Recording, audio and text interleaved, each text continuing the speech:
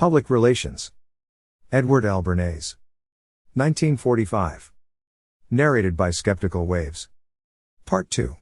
Public Relations in Action. 23. Advertising in Behind the Times Culturally. Advertising has had a phenomenal growth in the past half-century. But in recent years, businessmen and advertising experts have been wondering whether the advertising field is as effective as new conditions in our ever-changing society require. As this problem was being discussed in the field, Printers Inc. published an article of mine in the March 30, 1951, issue of the journal. This chapter is based on that article. People resist new, useful inventions. We yelled at the early automobiles, told them to get a horse. We hooted at the Wright brothers. Resistance to change is even greater in accepting new ideas about human relations. This resistance causes what social scientists call the cultural time lag. H. K. Nixon, some years ago, pointed this up in a report published in the American Journal of Psychology. Students at Columbia and New York universities were asked whether the following statements were true or false. Has man 5 senses? Does the study of mathematics give you a logical mind? Does the face reveal the level of a person's intelligence? Are women morally purer than men? Is intelligence increased by training? Is there telepathic influence in your eyes when you stare intently? Despite their falsity, many of the students believed these and other antiquated notions implied by the questions. They had accepted the general opinion that surrounded them. They had not caught up with the social science which had proved the statements false. They were suffering from a cultural time lag. Let's apply these observations on the cultural time lag to advertising. But first, a definition. Advertising is the act of making known by public notice and is, by extension, the art of announcement or offering merchandise for sale in such a manner as to induce purchase. Advertising has adopted advancements in technology as they have come along from 15th century printing presses to 20th century skywriting and television. But it has failed to exploit equally revolutionary developments in the social sciences. As has been pointed out, in the past half-century the social sciences here and abroad have explored the human mind and the forces that govern it. They have codified laws governing the behavior of people individually and in groups.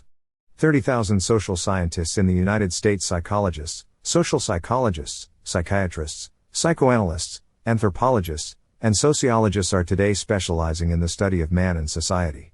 These experts in our American colleges and universities have, through experiment and observation, accumulated an immense fund of knowledge and techniques.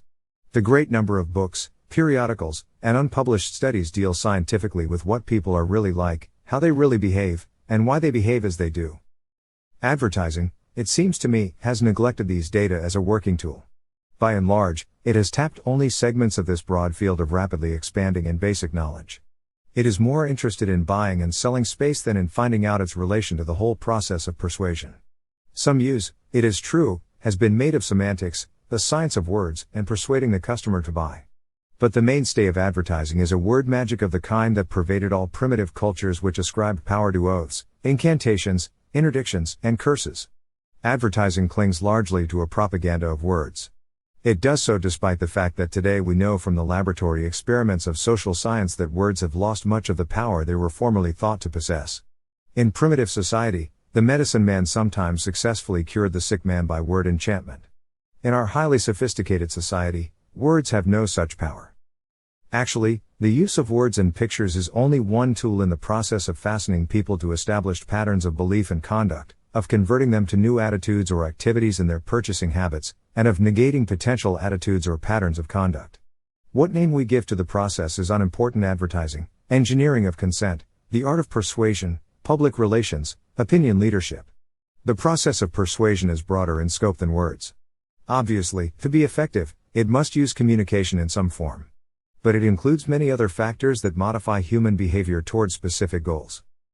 Advertising is re-education. The social sciences have shown that re-education influences conduct only when the new system of values and belief dominates the individual's perception. And words, except in crisis situations, are not sufficient for this purpose. If I cry fire in a crowded theater, people will stampede because they assume there is a fire. If I cry wolf in a Siberian village, the peasants will run. But if I cry wolf on Fifth Avenue, the word will have no impact.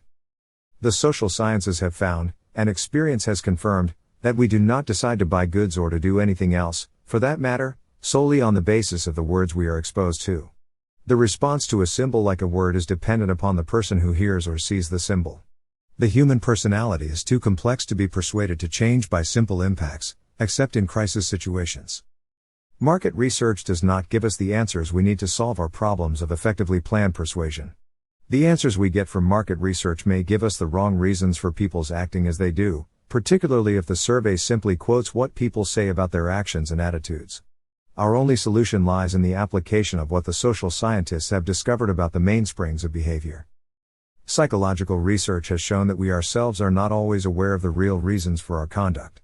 We don't tell the researcher that we buy punching bags to relieve our aggressions, or mirrors to gratify our narcissism, or a book on etiquette to improve our social status. We often cover up our real motives and our answers and rationalize them. Therefore, the approach to persuasion, to advertising in the light of today's knowledge, must be based on a deeper study and research of man and his behavior. In the past half-century, the social scientists have isolated and described two important factors, the study and knowledge of which, it seems to me, are fundamental to advertising approaches. One is the culture matrix. Our main conditioning factors lie in our culture pattern, the environment in which we are born and grow up. The culture furnishes the pattern for our way of life, our communication and thought, the food we choose, the clothes we wear. As individuals, we derive our entire life organization gradually and unconsciously from our group. Stuart Chase recently put it this way: at a rough guess 90% of the average man's behavior any given society is automatically determined for him by the rules he begins to learn almost the moment he is born. Even when he personally decides to go here or there, as soon as he gets here or there, he follows the behavior proper in that location, whether it be a fancy dress ball, an automobile assembly line, or a crap game. Underneath all the conflicts that divide individual, families, political parties, pressure groups, religions, ideologies, lies this broad, strong foundation of common agreements, due to the culture we share together. A scientific knowledge of American culture patterns as analyzed by Helen and Robert Lind in their books, Middletown and Middletown in Transition, and by Lloyd Warner's Yankee City series appears to be fundamental to a sound advertising approach. Another crucial concept dealing with our conduct that social science has isolated and described is that of individual personality. Individuals vary structurally and functionally. At birth we have little personality. Gradually the culture pattern helps to form the general characteristics of our personality, but various other factors, including the family, develop the unique personality of the individual. Soon we begin to play a definite role in life. Our total behavior reveals our personality. 3 levels of the personality function simultaneously and interact one on another: the conscious, ego, the unconscious, id, and that of the conscience, superego. All of our actions and attitudes have causes. These are not necessarily logical. The reasons for them are not always observable to the outsider. Often they are not known even to the individual himself. Unconscious drives affect our behavior. These drives are conditioned by early experience. Childhood conflicts which have not been resolved may affect our adult behavior. Frustrations of gratification lead to repression, regression, displacement, identification, projection, or isolation, and so to personality change. The new introductory lectures on psychoanalysis by Sigmund Freud give a good description of this. Consistent study of these findings and others, as they are published, is now imperative for the advertising man. From the social psychological point of view, Newcomb and Hartley's Readings in Social Psychology is a good book to start on, and Approaches to Personality by Gardner Murphy and Friedrich Jensen is recommended as a difficult but rewarding book. We cannot depend upon common sense to give us direction in our efforts at persuasion. We must, instead, look to the social scientists to learn why people do or do not become our customers. To bring about certain changes of action in a personality involves a reorganization of attitudes, a modification of philosophy, establishing a new role or a new pattern of behavior. These can be accomplished in a variety of ways. Since customers are people and we are trying to effect change in one direction or another, it is necessary for advertisers and advertising men in all branches of persuasion to know how these changes are brought about. The answers to these questions do not come from market research, unless we already know what the experts in the social sciences have found out about human conduct and change. No surgeon would think of operating unless he had studied anatomy. Here are examples of what I mean. Ego motivation is a strong, basic drive in most people. People protect their egos above other things. Social scientists have shown that because of ego motivation, people by and large perceive only what they want to perceive. They read or listen only to such material as confirms or can be misinterpreted to confirm their existing views. They deliberately or unconsciously avoid material that they know runs counter to their present opinions. It is obvious that if those who now run certain advertising campaigns knew this, they would not be doing what they are doing. They would modify their approach. Many advertisers believe that merely supplying true information about a product will change the attitudes of those who now have false ideas about it. Ethically and socially, truth is vital.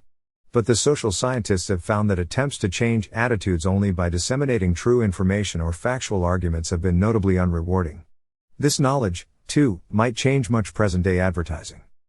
Advertising today concentrates on buying space in different media, preparing copy for this space, and allocating monies for this purpose. To be successful, we must approach the problem as a much more dynamic social process, one in which we use our knowledge of the culture patterns and of individual motivation to engineer the consent of the buyer in terms of his group interest and his individual interest. In making up his mind about anything, a person is conditioned by not one but many influences, some made up of words alone, others by actions or attitudes of the group of which he is a part. We must plan our advertising campaigns on the principle of these multiple influences. In a recent statement on program and policy, the Ford Foundation called attention to the failure of business to take advantage of the social sciences. It stressed the need for increasing the use of the sciences of human behavior in business and applying existing knowledge in this field. Theories and techniques now exist, the Foundation pointed out, that promise a more complete understanding of the mainsprings of human action, and the Foundation has selected human conduct as one of its 5 areas of research. Advertising needs to apply what the social sciences already know about human nature and conduct. One forward-looking advertiser I know uses an approach others might follow with equal success. Media are not his first, but his last consideration. His primary problem is not where shall I advertise and what shall I say.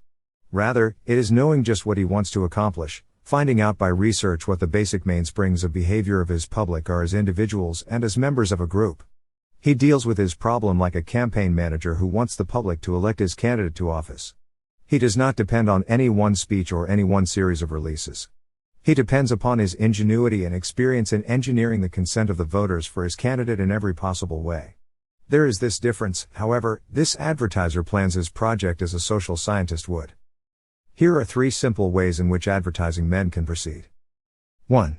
Familiarize themselves with the key texts on the disciplines with which they deal: sociology, psychology, social psychology, anthropology, psychiatry. Any good university or library will provide lists.